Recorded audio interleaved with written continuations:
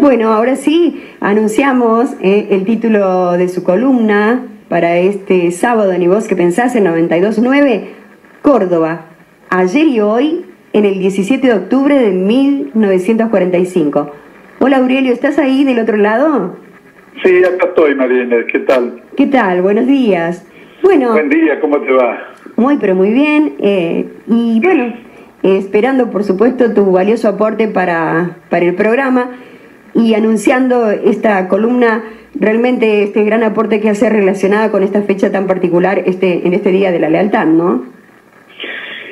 Bueno, vos has tenido un privilegio que los oyentes no tienen, y es que has leído la nota que yo publiqué anoche, que es una nota con el tema que vamos a tratar hoy. Así es. Es una nota escrita, digamos, ¿no? Sí, así es.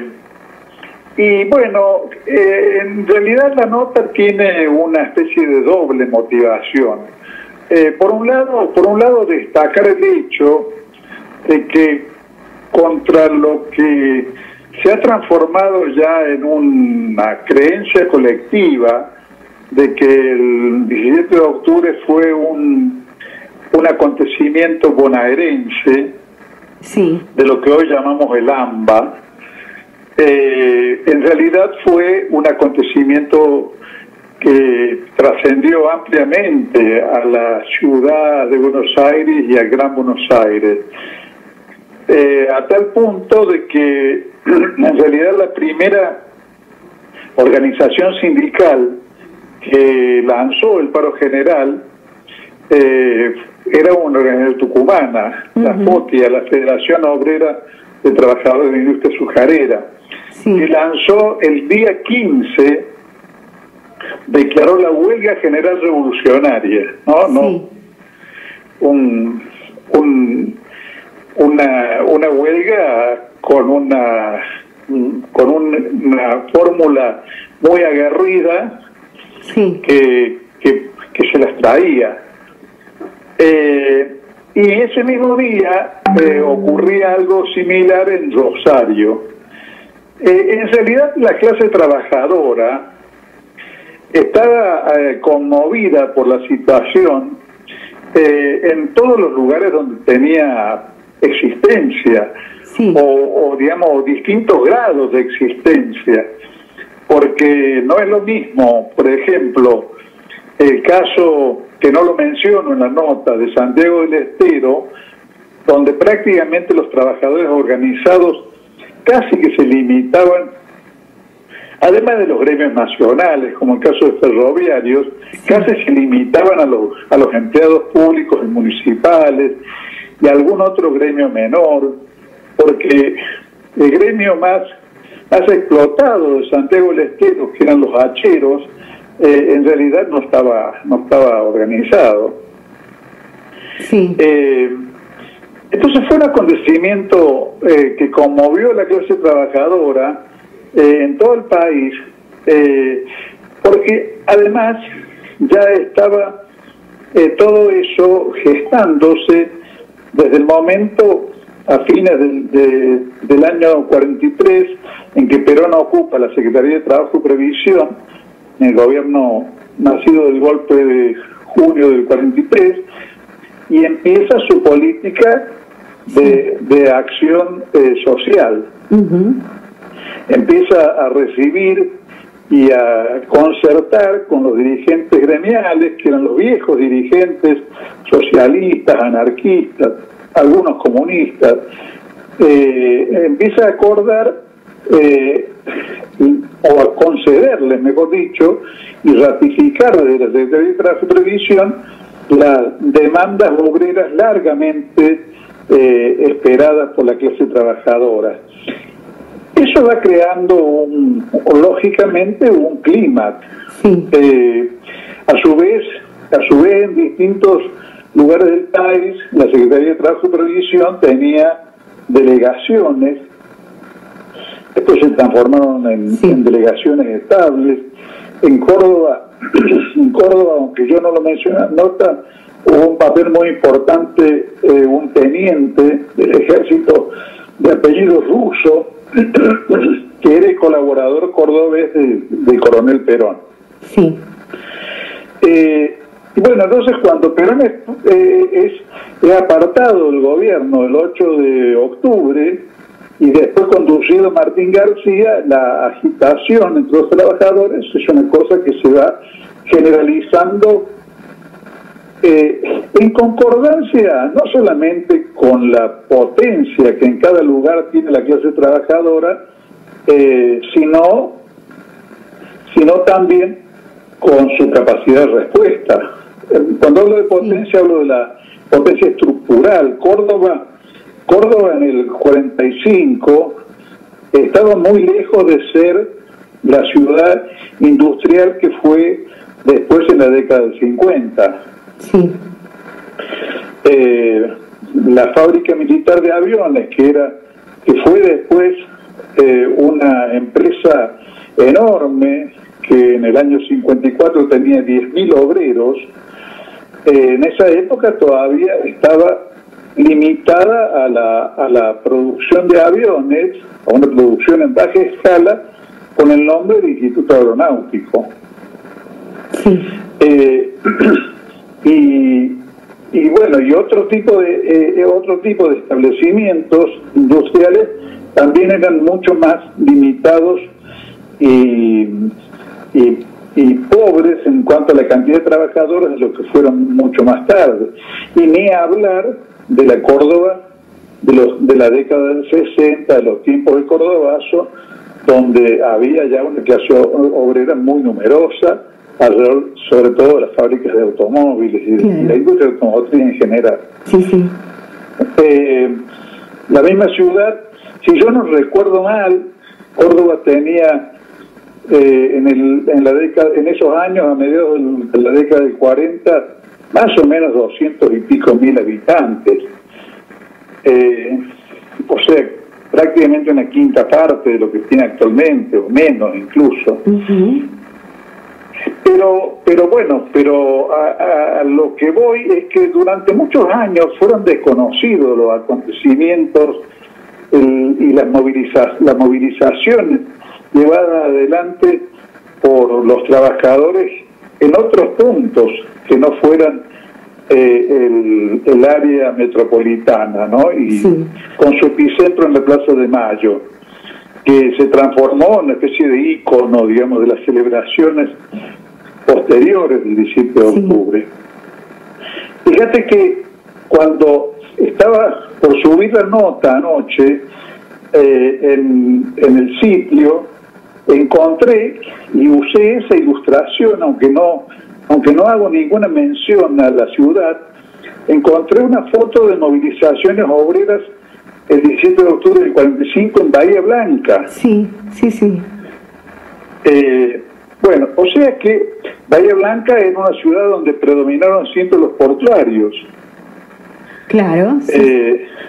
Porque y justamente porque predominaban los portuarios, tuvo durante la época preperonista una presencia importante de los anarquistas. Los portuarios fueron tradicionalmente un gremio con predominio de los anarquistas.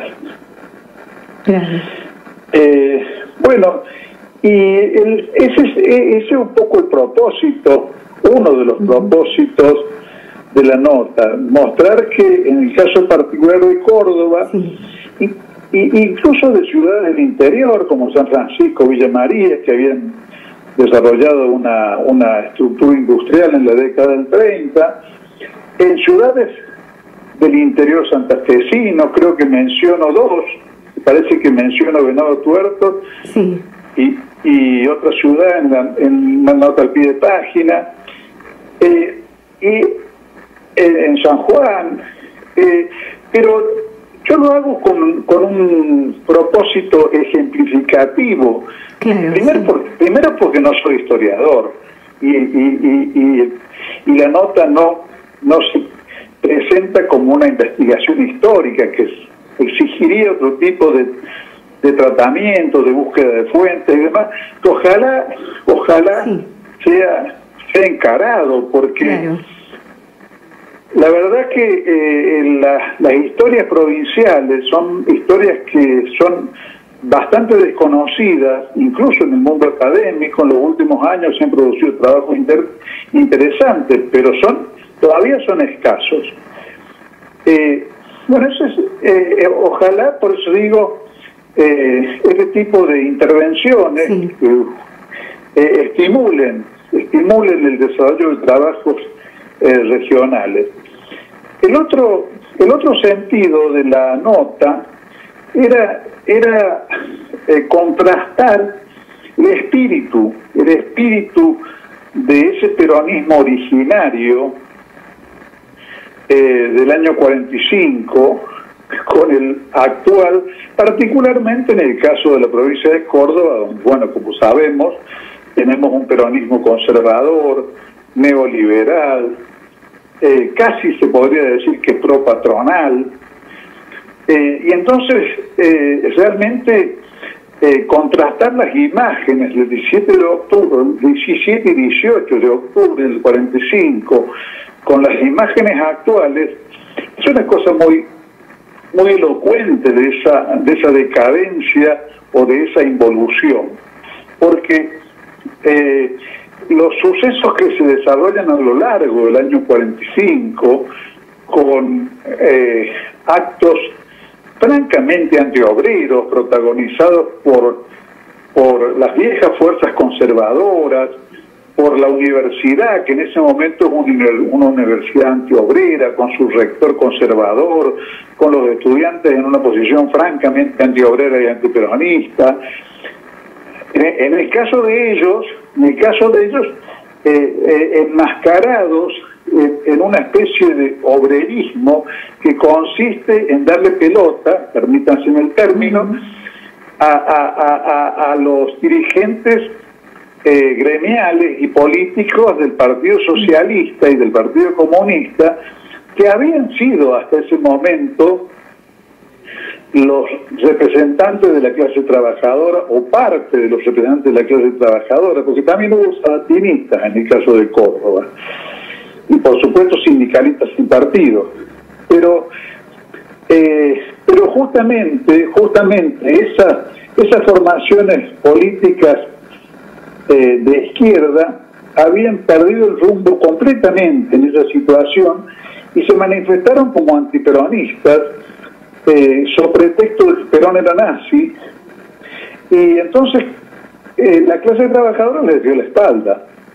Incluso en el 17 de octubre los 2 o 3 locales sindicales que todavía respondían al PS, al Partido Socialista o al Partido Comunista, fueron apedreados por los trabajadores, que además veían, los habían visto a lo largo del 44 y del 45, a estos dirigentes obreros. Yo los nombro ahí a Ávila, los nombro a Arabo Alfaro del PC, a Fernando Nadra del PC, a Silvia Berman del PC, habían participado de actos donde eran oradores junto a la más rancia aristocracia y partidocracia tradicional de Córdoba, a tal punto que no faltaban en esos actos manifestaciones del ala ultragorila del radicalismo, de rechazo y de repudio a la actitud de Sabatini y los sabatinistas, que no querían embarcarse en ese circo oligárquico, y que quedaron en una situación muy complicada con el peronismo, porque como el peronismo de alguna manera había asumido las que fueron en su momento las banderas del sabatinismo, el sabatinismo quedó, entrampado en una presión de la que no supo salir entre el bloque oligárquico y el nuevo movimiento popular. Claro. No sé si se entiende bien esto. Sí, Aurelio. Pero el año 45 y la aparición del peronismo, en ese sentido, implican el agotamiento histórico y la decadencia definitiva del sabatinismo, a tal punto que Sabatini nunca pudo recuperar el perfil que había tenido en la provincia antes del peronismo. Claro. Bueno, y junto, yo mencioné las pedreas, digamos, ¿no? Sí. Las pedreas y el repudio de los trabajadores el 17 y el 18 de octubre se encaminaron contra la Bolsa de Comercio, el Jockey Club, el Club Social, la ICANA, como representación de la presencia de los Estados Unidos en la Argentina, la Casa Feijín, o sea, los que eran el domicilio del rector de la universidad, la Voz del Interior y el diario Córdoba. Sí. O sea, el conjunto de instituciones y de símbolos del poder oligárquico que había tratado a partir del 8 de octubre de opacar definitivamente a Perón y a la política que Perón representaba. Y que además, cuando uno lee los actos, los discursos de los actos, yo alguna vez lo hice recorriendo los diarios en la Biblioteca Mayor de la Universidad, uno se encuentra con que permanentemente estos señorones de Córdoba hablan de los trabajadores como las turbas, sí. Hablan de su ignorancia, hablan de sus nuevos dirigentes como curanderos que pretenden aprovecharse de la ignorancia de las masas y cosas por el estilo, claramente discriminatorias, claramente despectivas, a pesar de que estas cosas se hacían en compañía de los dirigentes políticos y sindicales del Partido Socialista y del Partido Comunista, pero ese era el contenido de los discursos, por supuesto, no de los discursos de los comunistas y de los socialistas. Los comunistas y socialistas en realidad los que se escudaban en que estaban luchando contra el nazismo. E inclusive hubo en Córdoba, como hubo en otras partes del país, una especie de estado de intimidación creado por esa campaña entre la comunidad judía, que después demostró que había sido completamente farsesca, porque Perón jamás tuvo ninguna conducta de persecución a los judíos durante los 10 años que gobernó. Claro. Entonces, todo esto es una cosa muy rica y contrasta con el besamanos permanente que vemos hoy por hoy, donde uno ve el calor y la confraternidad con que se puede encontrar el gobernador Schiaretti con Manuel Tagle, por ejemplo, el vocero principal, creo que vicepresidente o presidente de la Bolsa de Comercio de Córdoba, que es un consumado gorila neoliberal, un tipo que no ha cambiado de posición alguna vez. Su posición antiobrera y antinacional lo tiene décadas. Yo ya lo venía escuchando por allá por el 70 y pico. O sea, es una especie de réplica a escala cordobesa de la unión que en algún momento vimos entre Carlos Menem, el almirante Rojas y Álvaro Alzogaray. Entonces, el contraste entre estas dos épocas del peronismo provincial es muy notorio, es lamentable, obviamente, es de esperar que en algún momento se produzca una reconciliación del peronismo cordobés con su mejor tradición. Y bueno, y ese es el otro aspecto de la nota que yo me interesaba destacar. Bueno, Aurelio, está en tu Facebook, en tu blog Córdoba, ayer y hoy, en el 17 de octubre de 1945, para los que quieran ingresar a leerla completa. Los que quieran ingresar a mi sitio, que es aurelioarganarat.com, sí. O pueden leer esta nota. Bueno, un abrazo y muchas gracias, Aurelio. No, por favor, un gusto. Nos vemos el sábado que viene. Nos vemos. Nos hablamos. Nos hablamos el sábado que viene. Sí. Bueno, buen 17 de octubre. Oh, claro que sí. Un abrazo. Un abrazo. Rodeados de portafolios, no les importa quién mande. Y van del mar a los Andes haciendo gorda la vista, pero son coimisionistas de los tilingos más grandes.